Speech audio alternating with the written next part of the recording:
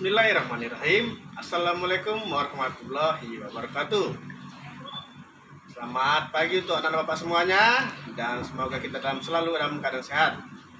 Baik, pada hari ini bapak akan menyampaikan materi tentang norma dan keadilan. Pertama, sebelum kita masuk, kita harus tahu apa itu norma.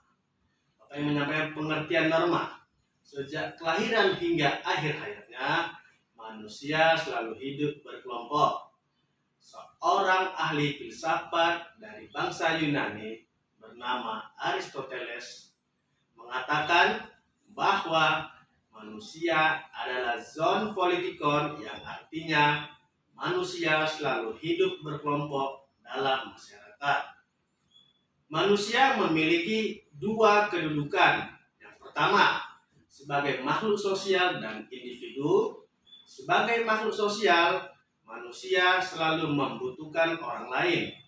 Akan tetapi, sebagai makhluk individu, tiap orang memiliki perbedaan pemikiran dan perbedaan kepentingan. Norma pada hakikatnya merupakan kaidah hidup yang mempengaruhi tingkah laku manusia dalam hidup bermasyarakat. Hukum yang berlaku dalam masyarakat. Norma yang dibuat oleh negara berupa peraturan tertulis, dan sedangkan norma yang berkembang dalam masyarakat berupa aturan tidak tertulis. Baik, dalam norma ada 4. Yang pertama yaitu norma agama, yang kedua norma kesusilaan, ketiga norma kesopanan, dan terakhir yang keempat norma hukum.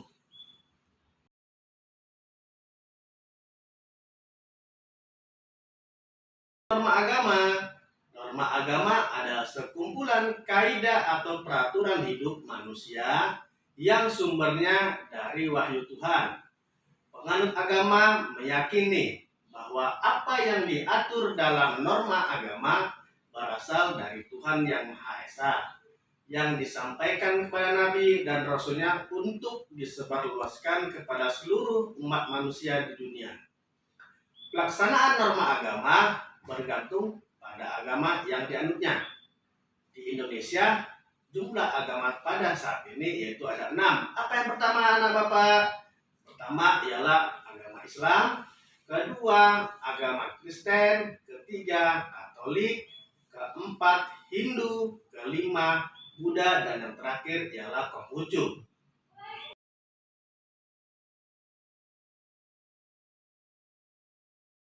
Kesusilaan.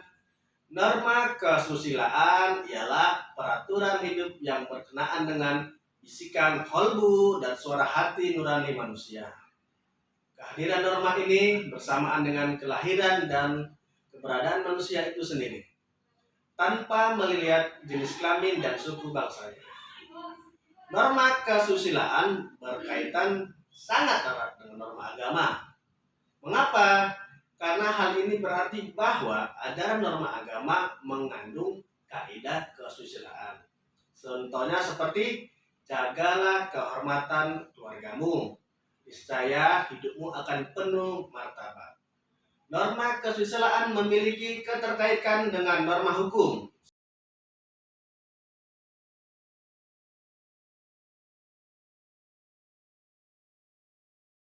Yang ketiga ialah norma kesopanan. Apa itu norma kesopanan? Norma kesopanan adalah norma yang berhubungan dengan pergaulan manusia, kehidupan kita sehari-hari, anak bapak semuanya. Norma kesopanan bersumber dari tatanan kehidupan atau budaya yang berupa kebiasaan-kebiasaan masyarakat dalam mengatur kehidupan kelompoknya. Norma kesopanan dalam masyarakat memuat aturan tentang pergaulan masyarakat, seperti tata cara berpakaian, berbicara, berperilaku kepada orang lain, bertamu ke rumah orang lain, menyapa, dan hal sebagainya.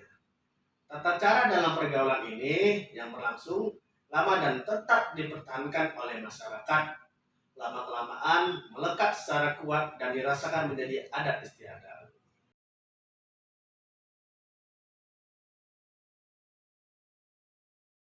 dua sifat, yaitu yang pertama bersifat perintah dan yang kedua bersifat larangan. Bersifat perintah yaitu memerintahkan orang berbuat sesuatu dan jika tidak berbuat maka ia akan melanggar norma hukum tersebut. Bersifat larangan yaitu melarang orang berbuat sesuatu dan jika orang tersebut perbuatannya yang dilarang maka ia melanggar norma hukum tersebut. Negara Indonesia merupakan negara yang melaksanakan norma hukum. Kenapa? Mengapa? Di mana? Itu terdapat di pasal 1 ayat 3 Undang-Undang Dasar Negara Republik Indonesia tahun 1945 yang berbunyi negara Indonesia adalah negara hukum. Fungsi norma hukum itu ada 4. Yang pertama, memberikan pengesahan atau legalitas. Yang kedua, sebagai alat rekayasa masyarakat. Ketiga, sebagai sarana pembentukan masyarakat. Dan terakhir, sebagai senjata dalam konflik sosial.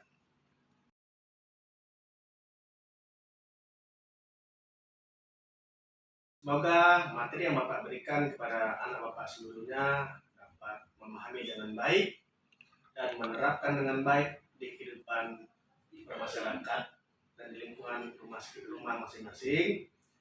Ya, demikian yang Bapak sampaikan. Wassalamualaikum warahmatullahi wabarakatuh.